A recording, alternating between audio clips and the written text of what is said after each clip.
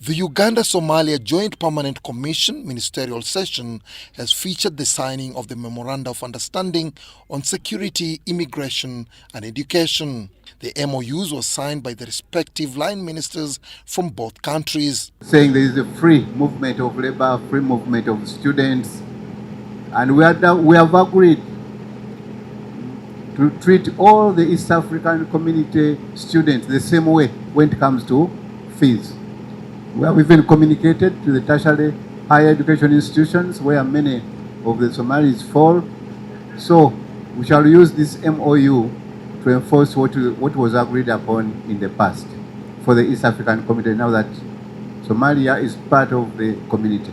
While officiating the ministerial session, Minister John Mulimba, the State Minister for Regional Affairs at the Ministry of Foreign Affairs, emphasized the importance of consolidating the gains achieved since the inaugural session in 2022, also in Kampala. Uganda stands ready to welcome Somali investors, entrepreneurs, students and tourists to take advantage of its strategic location at the heart of Africa, vibrant markets of over 47 million people, and stable investment climate. On the sidelines of the two-day bilateral cooperation event, the Somali delegation expressed optimism about advancing diplomatic and trade relations for mutual gains. With the agreements that we had and with the subsequent agreements that we'll be having, it will be a great opportunity for the Ugandan companies and the business to work in Somalia, including the education. Many teachers are now working in Somalia, and on the other side, many students are now getting their education in Kenya.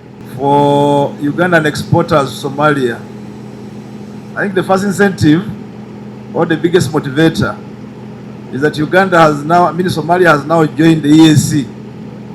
And the EAC, we are now implementing the Common Market Protocol, free movement of goods, services, and labor.